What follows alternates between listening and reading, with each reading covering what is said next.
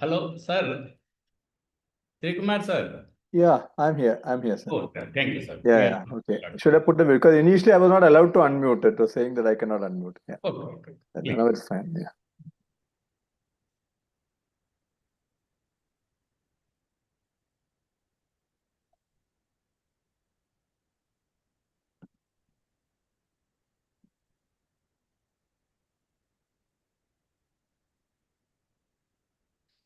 Good evening, everyone. A warm welcome to the 70th edition of Pleach Talk. Pleach India Foundation, with its mission to impact the world through the power of Indian cultural heritage, continues to spread its wings across its ecosystem. As part of our commitment to disseminating heritage knowledge, the monthly online Pleach Talk series has brought together excellent speakers from diverse fields of history, archaeology, and architecture, and has received immense encouragement and support from our valued audience. Our speaker today is an eminent scholar in the field of architecture, prehistoric monuments, temples, and traditions. It is indeed a privilege to welcome Dr. Sri Kumar M. Menon, who will be speaking on the fascinating theme, the intrepid artisans of Vatapi. Dr. Sri Kumar M. Menon is an architect and researcher specializing in the study of early architecture of Indian subcontinent. After graduating from TKM College of Engineering in 1993, he practiced architecture in Bengaluru and pursued research on astronomical observatories at the Inter-University Center for Astronomy and Astrophysics, Pune. He later served as faculty at the Manipal Institute of Technology for 15 years and is currently working as associate professor at the National Institute of Advanced Studies, Bengaluru. His academic pursuits span from prehistoric monuments to stupas and temples. His PhD work investigated Indian megaliths for international astronomical alignments, earning him the Professor D.S. Achyutrao Memorial History Research Fellowship. He was also awarded the prestigious Homi Bhabha Fellowship 2012 and 14 for his research on ancient landscapes of South India, where he studied the Malaprabha Valley, Hampi Hirevenkal, and the Sanati Sirival regions, uncovering deep insights into the continuity of commemorative traditions and their influence on later architecture. Dr. Meena is the author of two acclaimed non-fiction works, namely Ancient Stone Riddles, Megaliths of the Indian Subcontinent, and Comets, Nomads of the Solar System, as well as a collection of archaeological fiction, Gods on the Hill, and other stories. Currently, he is engaged in exploring the evolution of construction techniques, stoneworking traditions, and the role of artisans in shaping India's early medieval temple architecture. Without further ado, it is my honor to invite Dr. Sri Kumar M. Menon to deliver today's Pleach Talk. If you have any questions or feedback, please post them in the chat box and Dr. Menon will address them at the end of his presentation. Before we begin, I request you to mute your audio and video to ensure the better experience of the learned speaker. Dr. Sri Kumar M. Menon, the floor is all yours. Thank you, sir. It is indeed an honor to be delivering the Pleach Talk, the 70th Pleach Talk today. And I thank the Pleach India Foundation for giving me this opportunity. So I will just immediately share my slides and then we can start off with the lecture immediately. Am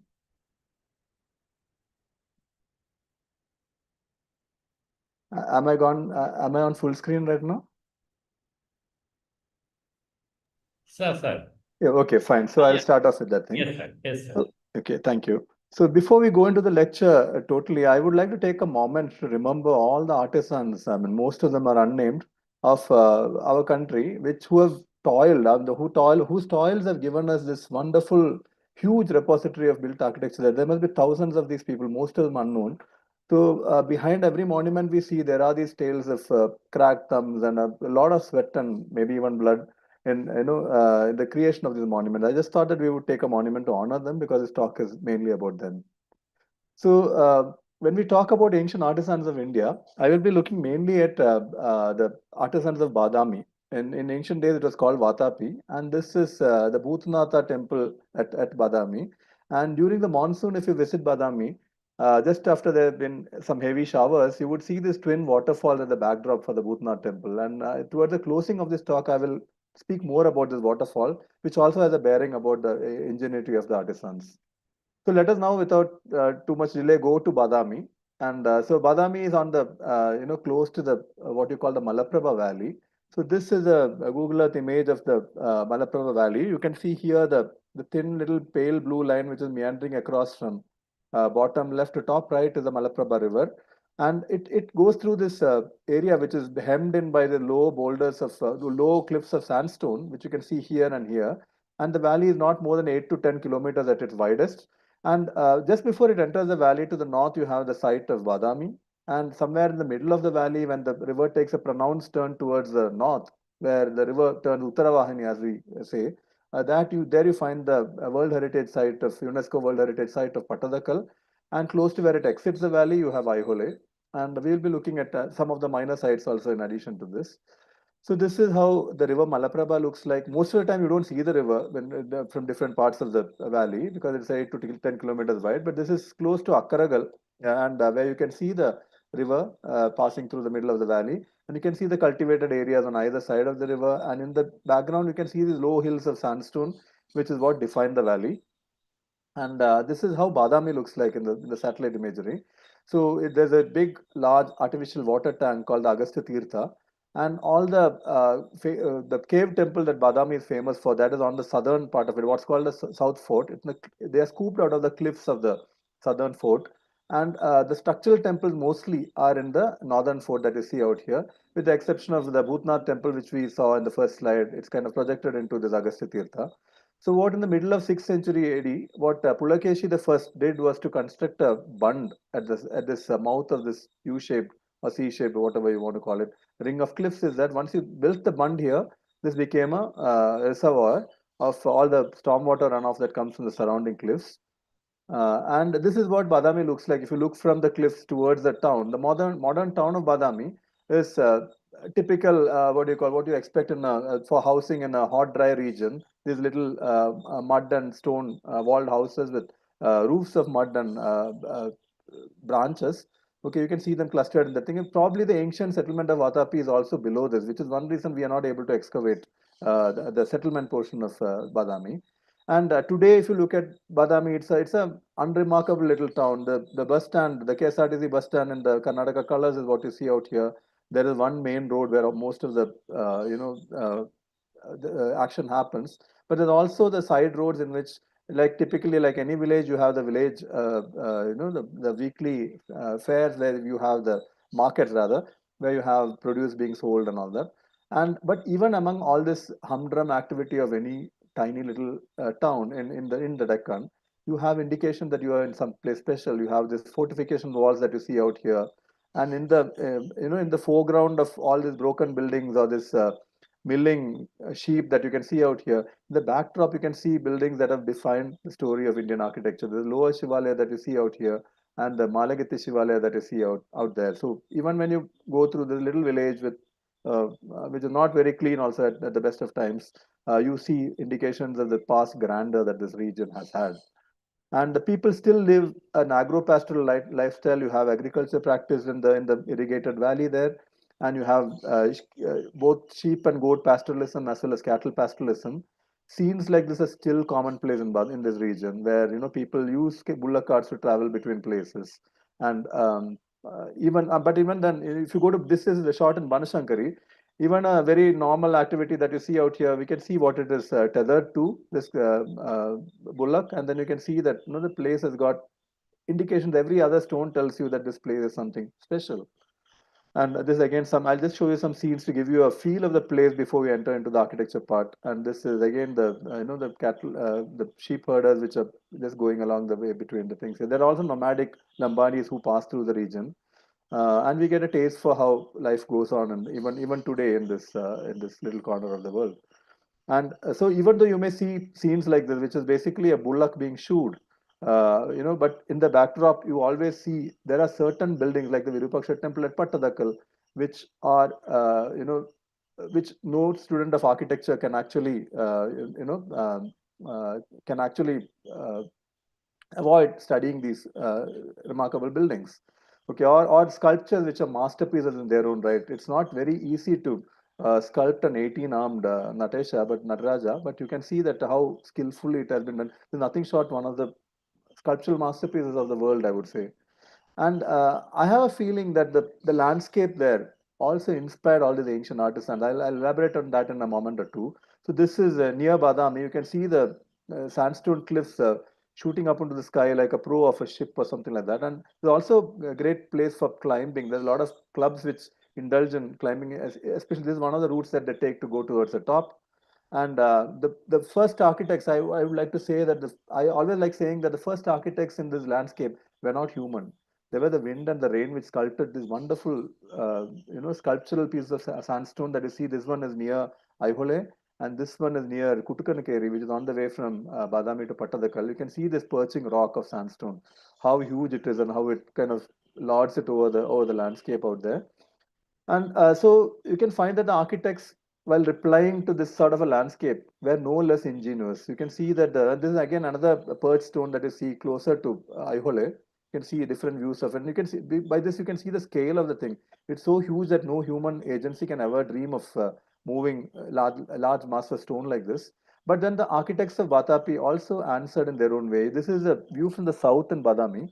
And you can see that all these temples, you can see the Malagati Shivalaya out here, the lower Shivalaya here, the open mantapas about which we will talk in a moment's time, sitting on its own boulder, and the upper Shivalaya kind of on the edge of a very steep drop. So you can see that the sandstone cliff as it towards its edges, sometime in the geological past, it has sort of splintered into these freestanding hillocks, creating this chasm-like gorges in between, steep and tall, narrow and tall gorges there. And the architects have placed all this almost playfully. They have placed all these buildings on top of their own little boulders, sandstone boulders. And when you go to the east and you look down onto the Bhutnath temple here, you can see that there was all the space here where they could have built the Bhutnath temple.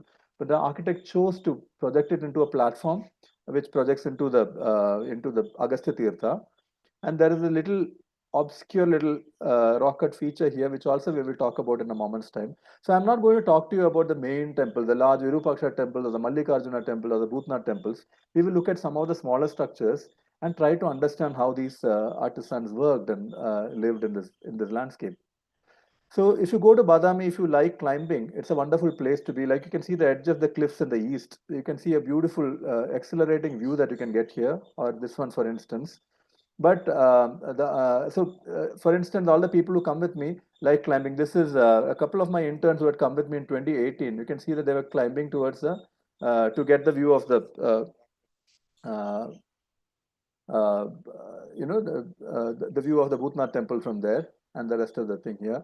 And you don't even have to be human to enjoy climbing. This is Raja who accompanied us on a exploration near Akaragal, and you can see how the dog also very beautifully climbed down and accompanied us throughout the entire cliff climbing expedition. He was right there by our side. The advantage of climbing in this landscape is that you get to see views like this, where you see the entire Badami stretched out in front of you. The cave temples are on this side of the what's known as southern fort, and you can see the upper Shivalaya here and all the buildings of the north fort here. Agastya Tirtha in 2018 did not have enough water here. You can see it's not full. And you also get to see rock art. Badami is a ancient landscape. People have been living here much before the Chalukyas started ruling this region. And you get to see rock art tucked away in little places. If you climb to some of these fastnesses here, you can see just about barely make out this bruising of a human being with a sword and a shield facing what seems to be a sun symbol. This is a very commonly depicted motif in rock art in this region. Or if you look at the cliffs to the side of towards Banashankari from Badami, there is this cobra hood shaped cliff here where you find rock art from the Mesolithic. And I'll just give you a quick glimpse of it. You can see these two human figures, male and female, dancing. And there's a herd of wild boar to one side of it. And if you look at the figures, you may be forgiven for thinking this is modern art because the way they have depicted the people is really nothing short of very modernistic in this one. And you also have a typical way in which they depict the human beings. So you can see this very elongated body, this bulbous thighs and all that. This is what R. Mohana, who studied rock art here, calls it the Malaprabha style of rock art. And following these prehistoric rock art examples, even Pulakeshi's artisans, when they first started building here, and they also etched inscriptions into seemingly inaccessible places. This is where the famous cliff inscription of Pulakeshi the First is. I'll show you a close up of the view here. So beautifully, it has been etched by this artisan called Kolimanchi, who has signed his name also below it. And Badami is a hot place, so what any sensible person will do in the daytime, unless you are an art historian, is that you just find a piece of shade and you sleep there, whether you are non-human like this or whether you're human like this. Okay, but then the weather can change, especially in the monsoon. The weather can change in a jiffy. And the same day that we took this picture of these people and the dogs sleeping in the shade, in the evening there was this huge downpour, and you can see that the sandstone takes on a completely different sheen when it rains here, when it gets wet. And this is the inside the Bhutnatha group of temples where we took shelter when the rain started up. And within half an hour, we realized that we could see one of the wonders of Badami, that is this waterfall. It's called the Akka Tangi waterfall. There's a larger stream and a smaller stream that starts up here. And it basically comes down from some place out here. And this is again a view of the Bhutnatha group of temples in sunny weather. And the core of the Bhutnatha group of temple is a early Chalukyan temple. This is the part that was early Chalukyan. All these are additions which came up in later period during the Kalyani Chalukya rule and even the Maratha period. Some of the Mukha Mandapas and all that came up there. And there's a closer view of what the Bhutnath temple looked like. We are looking at one of the earliest temples in the Karnataka Dravida style, which came to be erected here. And there are also this later, the spirit of building very playfully continues even beyond the early Chalukyan. This is a 11th century pair of temples which have been situated on top of the rock that you see from here. And when the Agastya Tirtha is full, you can see that it's got a beautiful, what do you call, foreground, background to it. And this is when the sun sets, the cliffs of sandstone seemingly get onto, seem ablaze with, as though they're set on fire. And this is again to show that this is a later period temple, Ranganatha Gudi, which is supposedly going back to the Vijayanagara period, but it could be even earlier. The beginnings of the temple could be even earlier, not this particular structure. But see where they have situated it, very at the focus of one particular narrow gorge-like thing here. These are views that you see from the top. This is Nagaraj who leads climbs in this region here. He's a young boy, but he is a very wonderful climber. And you can see, again, this is another view. I'm just trying to set the tone for it before we discuss individual projects in this region. So this is again the view at sunrise of the upper Shivalaya. You can see here the lower Shivalaya, the open mantapas, and the Malagiti Shivalaya is just behind this. You can't see it in this picture. And in this is a closer view of the open mantapa that we will talk about in a little while. So generally people do not spend too much time discussing these open mantapas. They feel that this is a structure which was destroyed by the Pallavas when they ruled this area for 13 years. When they overran Badami and ruled it for 13 years, they destroyed this as they destroyed the upper Shivalaya. That's a story that we get here, but we found out that actuality is something different. Another view of the same thing, the lower Shivalaya and the mantapas. And this is from the Mantapa looking out towards Shivalaya, lower Shivalaya. This is the upper Shivalaya. Again, early Karnataka Dravida temple. You can see the suppressed Hara elements of the Karnataka Dravida style that you can see out here, and the stupi there, and see how the architect has situated it very playfully on the lip of a very steep drop that you can see here. There's so much ground on the other side of it, but the artisan has chosen to situate it in a very playful manner there. And the Malagiti Shivalaya, again, this is modern Badami town. Malagiti Shivalaya is situated atop a boulder here. We know the artisan who built, the main architect who built it, his name was Aryamanchi Upadhyaya. It's there in an inscription there. It talks about, so we know one of the earliest architects to give us a building in India. And this is how it has been located, on top of the boulder, very playfully. Though it's called the Malagiti Shivalaya, we know, it's a Surya temple. We'll come to that in a little bit.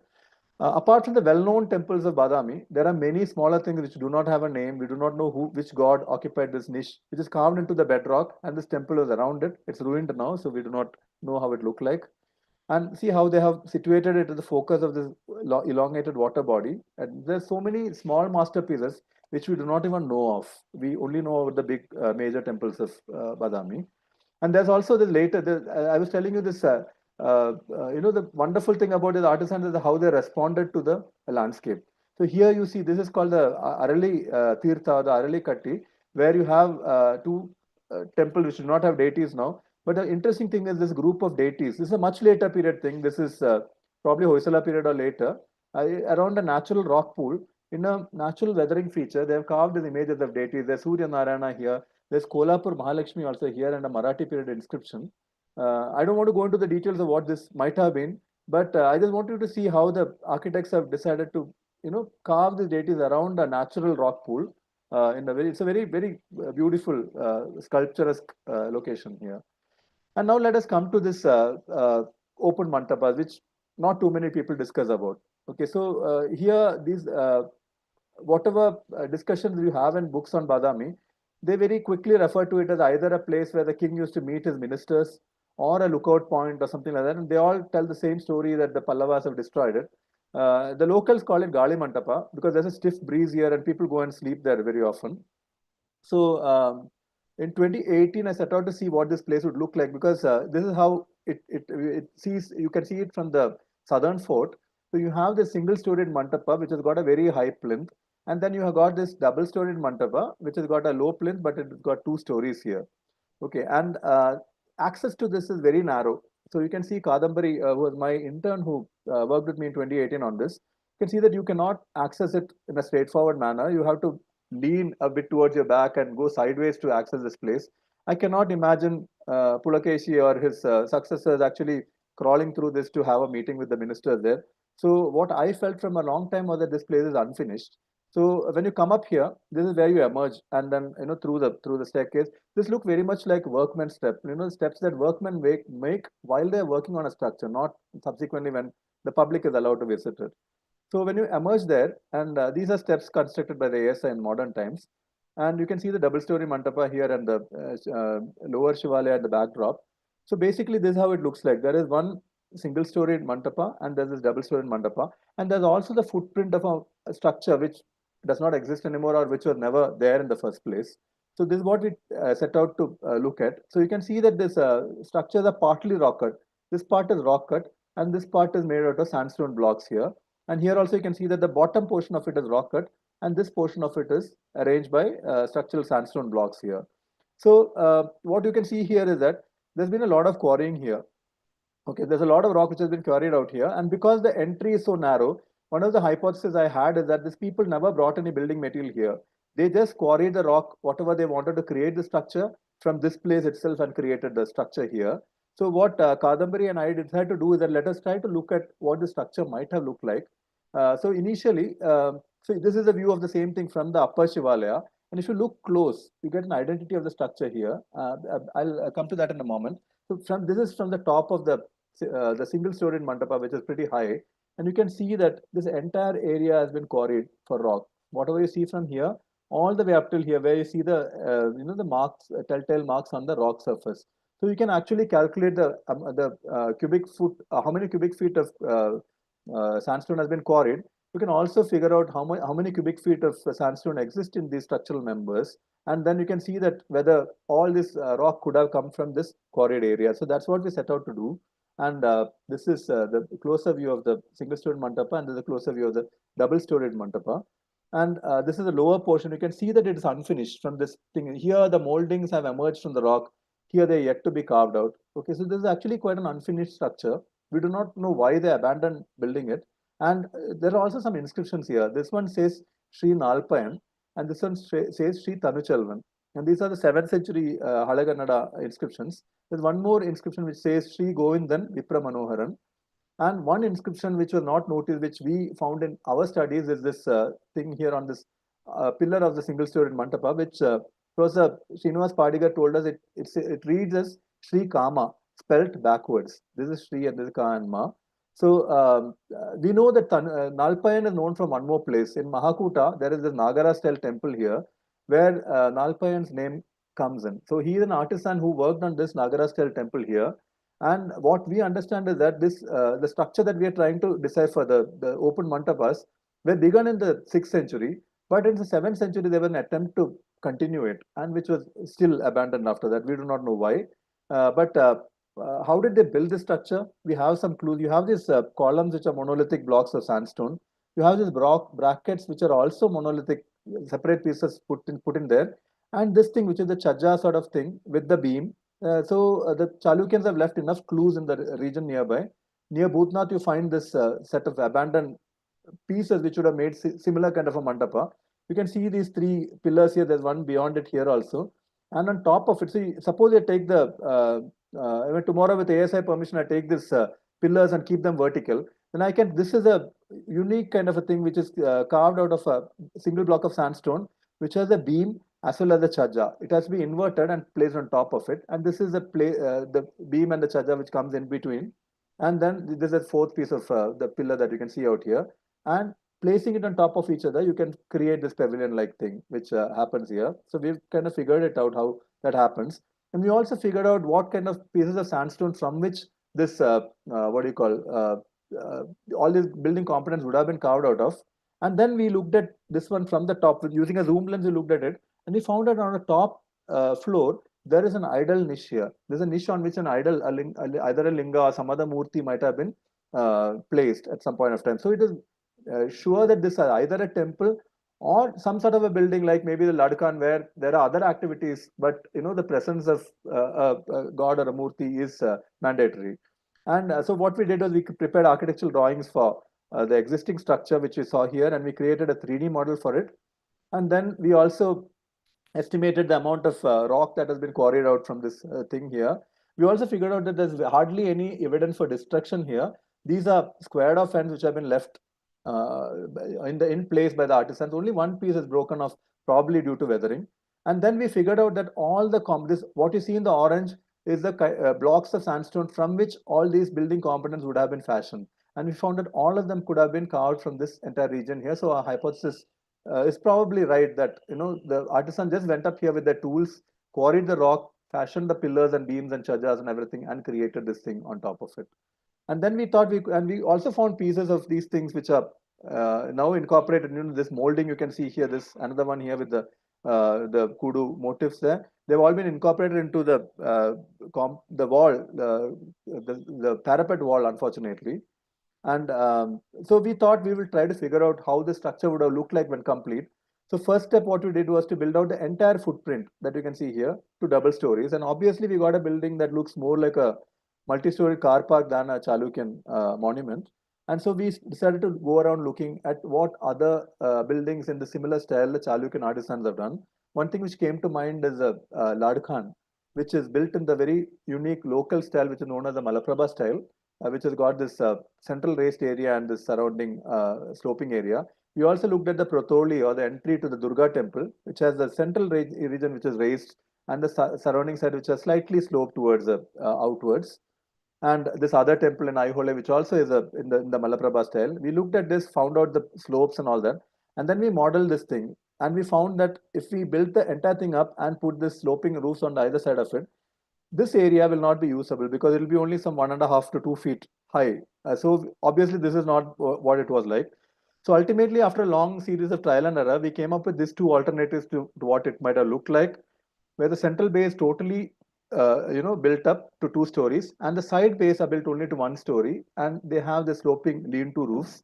Or the central bay is built up only to just short by 1 bay, and there is a sloping roof which winds all around it. Okay, and then to cut a long story short, we prepared architectural drawings for option 1 and created a 3D model for that. We made the architectural drawings for option 2 and created a 3D model for it. And this is probably what the structure looked like if it was complete. It would look something like a Ladkhan. A little strange because you have, so my conjecture is that this might have been a linga installed here, and this could have been the Nandi Mandapa here. And but there seems to be an entry from here. There seems to be an entry from here, and this is probably the entry for the regular people, and this might be for the priestly class and the royalty. Anyway, this is what we think the structure could have looked like, and we have published this, so you could read it and send us your criticism or comments about it. And then to show another very insignificant little structure, which you will see nobody would have written about. This is on the base of the boulder on which those 2 temples are there near the Bhutnatha temple. And you will not find it mentioned in any of the books on Badami, but it's a little, Chalukyans had huge cave excavations. They also had small excavations like these. This might have been from the Rashtrakuta period also, we're not very sure. This is near the museum. You have this incomplete cave. So you can see the tool marks here, and you know that this cave is incomplete. But we know that it's a small construction because, you have this images of Durga and Ganesha as guardians to the shrine. And there's also this little shrine on the side of the Rawalfadi cave temple in Aihole. So there are these small excavation, not very glamorous excavations of the Chalukyas too. And this cave is something like that. Unlike the other example, what you saw, the one with the Ganesha and Durga as at the entry, this one is finished. You can see that the edges have been finished. Pilasters have been carved at the bracket. The beams have been carved, and the miniature brackets have been carved. And there is no idol here. There's only a whitewash area with a what I interpret as a sun symbol here. And the local legend is that sunlight falls in this cave every day during sunrise. So we decided to investigate it. So this is a view from inside the cave, and when you look out, this is what you will see. So we did a CAD model of it. I will not show you the details of it, and we found that this is indeed true. Even the longest days of the year, when the day of the year when the sun rises at its maximum north, and when it rises at its maximum south, some sunlight does indeed fall in this cave. And then, this is where the cave is, at the base of this boulder, where the little cave is. And so this is what we found out is that if this cave was situated here or here, it couldn't have served the same purpose. And this is how the sunlight falls in the cave. You can see on the equinox day, that is on March 21st, we have taken this image here. You can see sunlight falling in the entire cave here. And this is how it looks like, the entire boulder with those things on top of it, and sunlight falls in it. So this is a picture just before the sunlight falls into the cave. And here you can see that the first rays of the sun have touched the sun symbol there out there in the cave. Now, why did they do this? What was the purpose for doing this? So we got some clues because as the sunlight becomes stronger, you see this image. And if you go inside the cave, you can see the sun rise over the sandstone cliff in the east and coming streaming into the cave here. And we found an unfinished image of Surya. So there is this triptych. The third one has not even been carved. This is Ganesha for sure.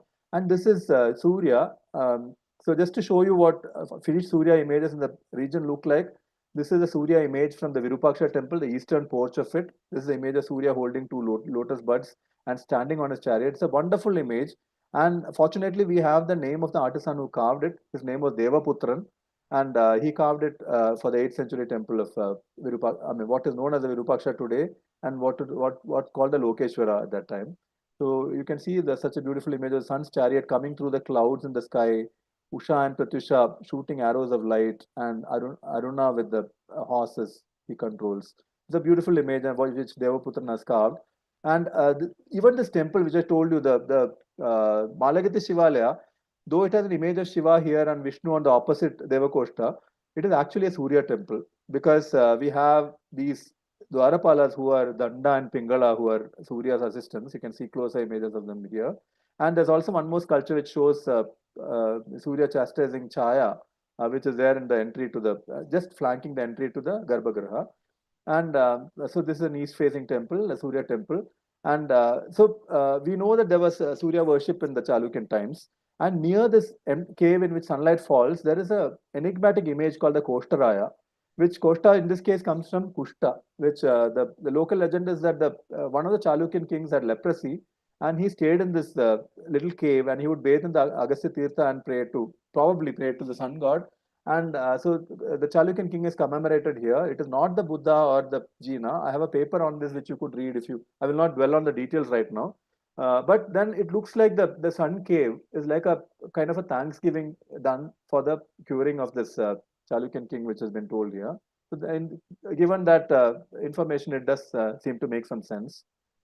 And then other thing I want to talk to you about here is that we have a huge amount of Chalukyan inscription which gives the name of this only says Sri, but there are plenty of inscription which give the name. I think a corpus of more than 200 names of artisans we have from this region.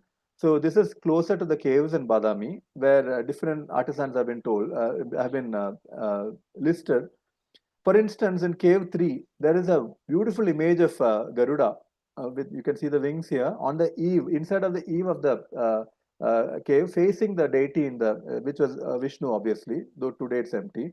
And here on the right wing of Garuda, you have a name carved in here. A close-up picture of that will show you here.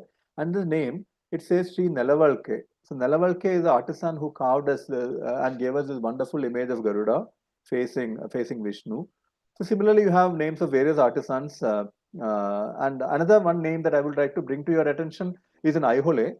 On the Meguti hill, toward the southern portion of it, there is this area which some people have interpreted it as a beginning of a cave temple project. But there are inscriptions here. I'll show you a closer view here. So it says Sri Narasobbanakani, which means that the quarry of Narasobba. So Narasobban is the architect which has been named here. And you can see that, there's a line which has been drawn here, a profile of a pillar which has been carved here. I'll show you a closer view of it. So, and then apart from this, it also talks about Narasobban's mentor. We know Narasobban from one more inscription in Aihole. So this is the Huchapaya Gudi, which is a little bit away to the southwest, I think. So you have it's a Nagara style temple with a Guda Mandapa and a Mukha Mandapa. And in the Mukha Mandapa, you have an inscription which on one of the pilasters here, which you can see here, it says that Narasobban, there has been nobody like Narasobban who was skillful at carving prasadas in whole of Jambudvipa, and there will be nobody like him in the future. No, na bhuto na bhavishyati. That's what they say here. There's one more name carved out here. There's a closer view of the inscription. So we know that Narasobban was an architect in his own right. He owned a quarry, and he also was probably trying to carve a cave temple when this which was abandoned for some particular reason. We also know about his mentor, which talks about a lineage of artisans who lived and worked in this region. And talking about artisans, inscriptions, and their work here, let us go to this place called Motra Maradi. So Motra Maradi is one of the quarry sites, three known quarry sites of the Pattadakal temples. So there's a hill on which you see the vestiges. And today, if you go to Motra Maradi, hardly anybody goes there. So there are only, you will find the langurs sitting and safeguarding that area. These are the lookouts, and when you go there, they'll give a signal that people are coming here, and all the langur troop will start yelling at you. But when you go there, you find vestiges of what these artisans had left behind more than a millennium ago. So there are images like, here somebody has drawn an outline of Ganesha here. There's an inscription where, there's a Shankha shown here, and there's the names of the artisans given here. And there's a peacock which has been carved here. There are, very interestingly, there are camels shown here. Now, we know there are no camels in Karnataka. So my guess is that many of the Nagara temples that you find in Aihole and Mahakuta could not have been done without the involvement of artisans from at least central India, maybe Malwa or Rajasthan or something, must have come here to help out with the Nagara temples there. We know that Chalukyas had a branch in Gujarat, which so the camels are carved by those people probably. And you can see here, there's yet another camel carved here. There's a Trishula here. There are these marks, tally marks, which we do not know what exactly they meant. Whether they tallied the number of days the people worked at the quarry, or whether they talked about the number of blocks that people quarried out from the quarry, we do not know. And there are idols probably where temporary altars where they worship maybe before starting work every day. There are line drawings of Nandi here. There are inscriptions. Sri Veera Vidyadharan is one inscription that you see here, and I forget the other name, whatever is there. Sri Veera Vidyadharan could refer to one of the artisans who worked in Pattadakal. I'll talk about him in a moment. His name is Baladevaya, who is referred to as a Vidyadhara in one of the inscriptions in the temple in Pattadakal. And so maybe this Sri Veera Vidyadharan is the same guy. We can only conjecture now. So again, is another image of what do you call Ganesha carved here, and the Trishula which is carved here. This is again a camel worshipping a Shivalinga, and you know that camels do not feature in the iconographic program, the sculptural program rather, in any of the temples in the Malaprabha Valley. But these guys are carved here. Maybe they were missing their homeland. Maybe they were missing the sights and sounds of their homeland. We will never know. But I'm sure this kind of hints that towards the identity of these artisans. There are also inscriptions in Siddhamatrika. There are inscriptions in Shankalipi, which probably indicates presence of people from the north in 8th century Pattadakal. There are also studies for iconographic programs, like you have this famous battle between the lions and the elephants, which are shown here in the quarry here, and you find them executed in, here you can see two lions attacking an elephant, and here you can see the tables are turned, two elephants are attacking a lion. You find them executed in Papanatha temple, for instance, and this is images from the Papanatha temple. Similarly, there is this, my personal favorite is this planed cliff edge where you have an depiction of Durga here. There's a Ganesha also here and some tally marks. There are also some architectural motifs which have been carved on this. I think we can't see them in this picture, but I'll show you a close up of Durga. So this is the Durga Devi you see on in the quarry, and 5 kilometers away in Papanatha temple, you have exactly the same image which has been carved. So when we are standing at this quarry where there are only langurs today and the wind, what we are seeing is actually the place where these images were conceived, and so much of execution happened there. And I can't end this bit about the quarries without showing you this study of an elephant. I mean, very few lines have been used, a minimalist kind of thing, but it's been so beautifully carved by this artisan who obviously knew the anatomy of an elephant very well. The quarry also has, gives us techniques about how they split the stone, how they, do the line along with the stone had to be split. They mark the points where the wedge holes had to be put, and they, mark the outlines of the wedge holes, scoop them out, and inserted steel wedges, which have also been recovered from this area, and hammered them till the stone split along this, thing here. And you find all the wedge marks and all that all over the place here. You have the tally marks, which could be, like I said, the attendance marks of the artisans who work there, or maybe the tallies of the material which was shipped from there. So this is a view from the quarry, and this is again the vestiges of the artisans' work, the stone splitters' work out there. You can see that some slabs have been separated out and kept. Some beams have been, or again some narrow slabs have been separated out and kept here, ready to be transported when the quarry was abandoned. And these are look like the foundations of temporary structures in which people lived. So there are rooms like these. There are what look like dormitory blocks like this. This could be the places where the artisans lived and worked and probably died too, because there's a megalithic site I found here, which I reported as a megalithic site, but till we have excavation, we do not know whether they are prehistoric megaliths or they are the graves of these artisans who lived and died here. So this is yet another quarry site. It's called Hanumanta Gudda. So there's Motra Maradi, there is Shankarlingana Gundu, there is Hanumanta Gudda. And in this region, which you can't see here, in this particular view, there are evidence of painting. So they practice, drawing, sculpting, and even painting in these quarries here. And these are rather difficult to reach. This is Kadambari and Meghana, two of my interns who visited with me this particular site. And there are inscriptions here. There are drawings like these of mythical creatures, Iha Mrigas, which are composite animals with horned lions in this case.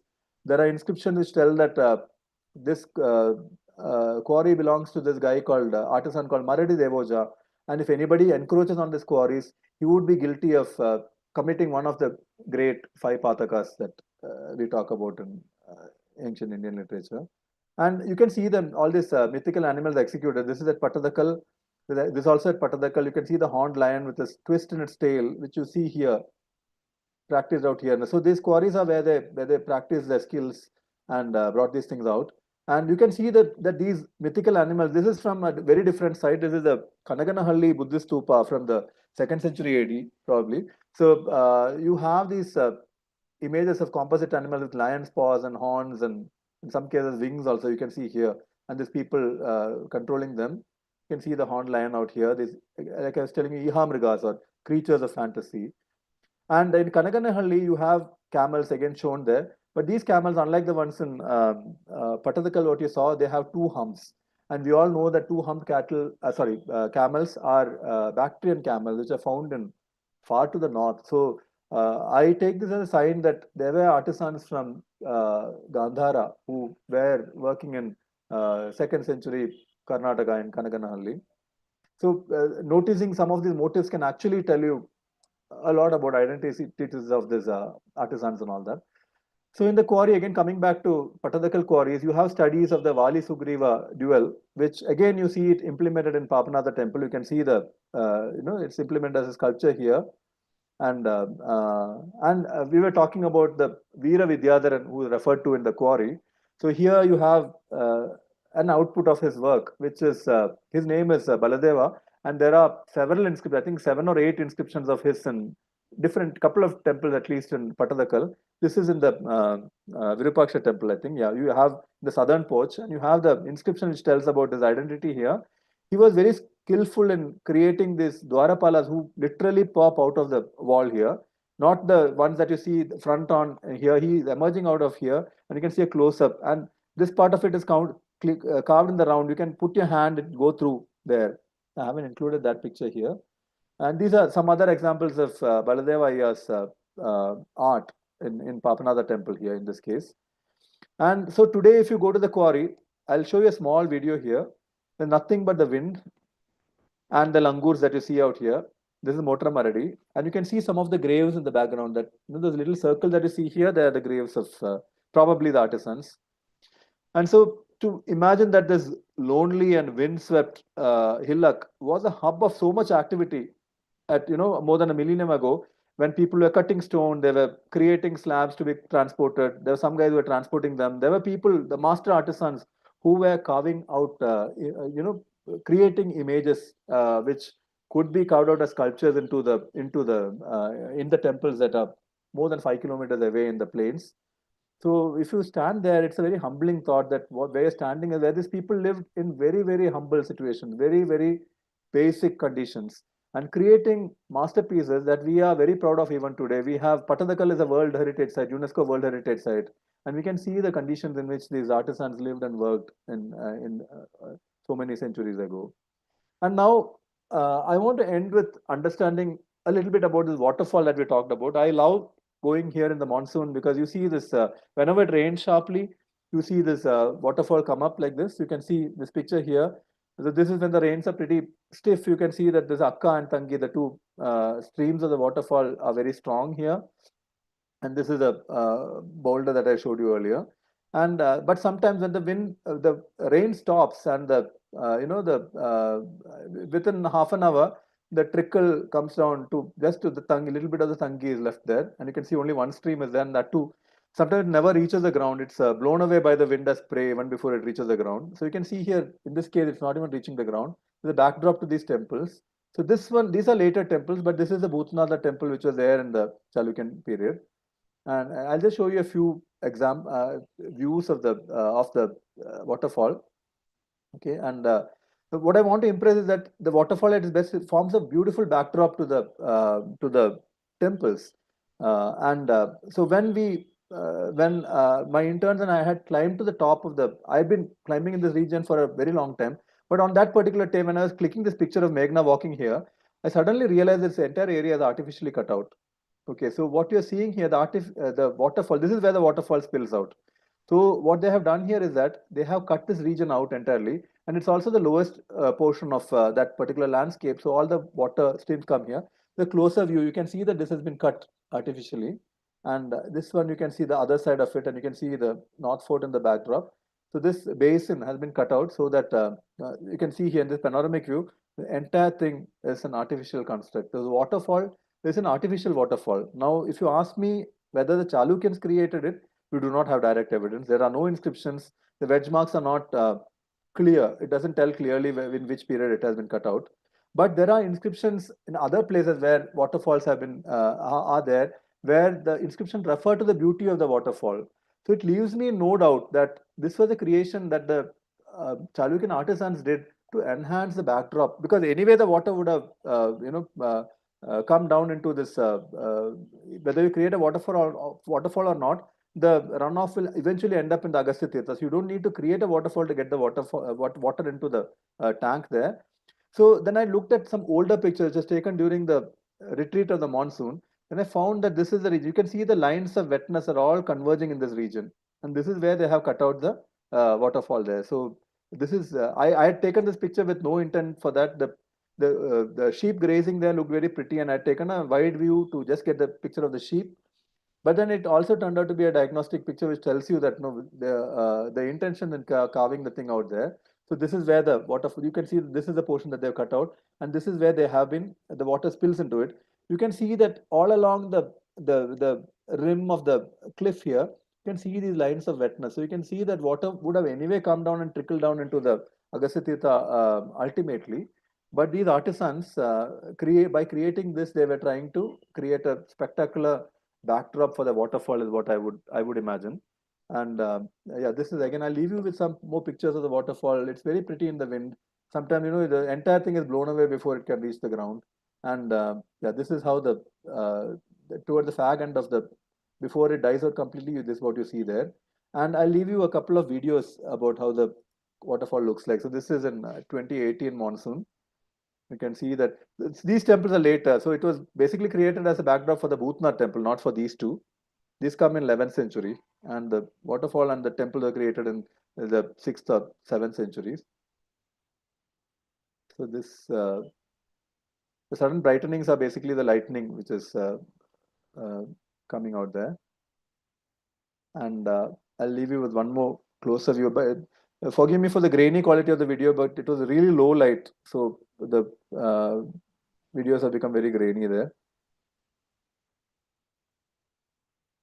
So to imagine that, they did not just think about their temple, they didn't think about just placing the temple, they also thought about what the temple would be seen against.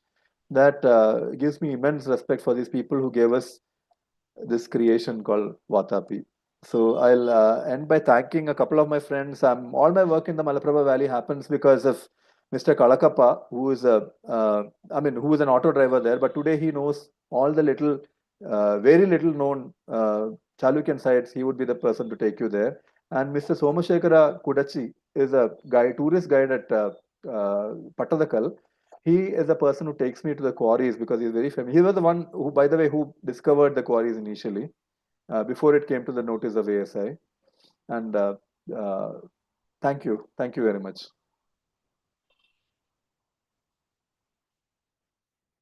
Sir, Menon sir? Yes, I'm here. So, can I take up? Yeah, we can have the There questions. are a few queries in the chat box, sir. Can I? Okay. Yeah, definitely, sir. Please go ahead. Okay. Are these vestiges of artisans? This is from Raghuramji. Are the vestiges of the artisans have left dates back to Chalukyan period? That's the question, whole question, right? Oh, yes, we have, because we can tell from what do you call the way the letter, the kind of halaganda which are there, which century Kannada characters they are, Yes. and they are from the 8th century Kannada characters. Yes, sir. Then another.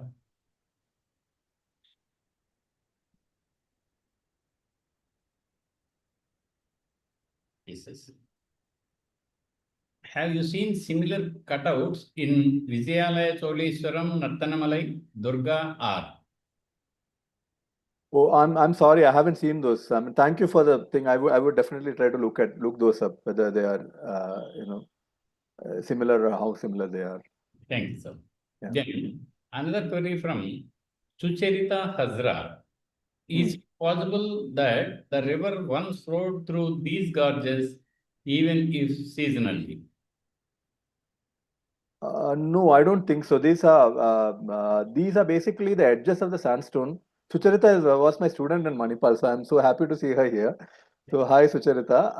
I don't think the river flowed through the gorges. These are typical. If you look at the Google Earth images and zoom in and look at it, you can see that whenever you have these large hills of sandstone, the edges of it will fray into these. They are the geological forces that kind of split it apart, and even those the boulder on which those two temples have been located, they must have fallen from the main cliff in some geological past. Okay, sir. Yeah. Then there is actually a query, I think it would be the last, I will tell you. This is from Chenmai Setia. Sir, can you suggest works which studies on the relation between history and landscape? Thank you for the session. Thank you. There are too many to suggest. So what I would suggest is that all my academic papers are there on the site called academia.edu, my page on it. So you can look at the papers, and the references that I give in the papers will have an exhaustive list of all the works that deal with these, history and landscape, which I am aware of. Yes, sir. And Padma Priya from Bengaluru, Sri Kumarji, with your reference, I have seen the engraving of Vrishabha Kunjara and similar sculpture at Cave 1. Okay, thank you. I mean, Padma Priya ji, I'm happy that you saw it, because in Huligemana Kolla, there's one of the sites that I did not discuss.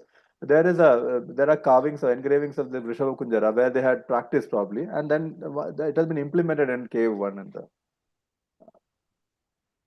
Sir, can you? So then there are one or two compliments like excellent session, etc. only. So queries are over, sir. yeah. One of the queries, I think, again from Sucharita, I saw that it was something, the amount of time it would have been taken to create samples, even to attempt completion, would be pretty massive by itself. And the employment of artisans and craftspeople India had secured for generations. So this is an interesting comment. We do not know much about the social structure, about how they found work and how they travel. For instance, we are talking about people coming from northern India. So how did they come to know about how did they have traveled? This is something which I'm very interested in. Yeah, but yeah, they had work for generations, because we know that in Karnataka Dravida tradition, we have 7 centuries of almost unbroken, continuity of guilds and workshops. So Yes. yeah, definitely they would have had a lot of work to occupy them. Yes, sir. Sir, may I take one more moment? Yes, sir.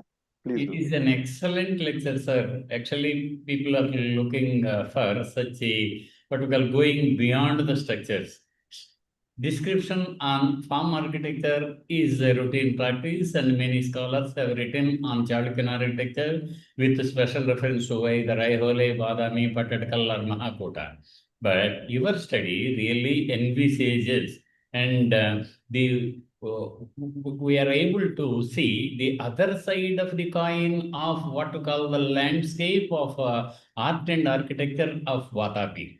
It is very, very interesting, and you have really taken us to all the places where the stone has been extracted, and the quarries and sizes of the stones, etc., might have been used to erect the structures that we are now, when we are there looking at, is very interesting, sir. And apart from that, studies on artisans. Oh, there were also there Sheshadri and other people have already done earlier. In spite of that, your interesting thing is that you have gone even so deeper in looking at the smaller incisions, and then small names which most of the people will ignore and bypass.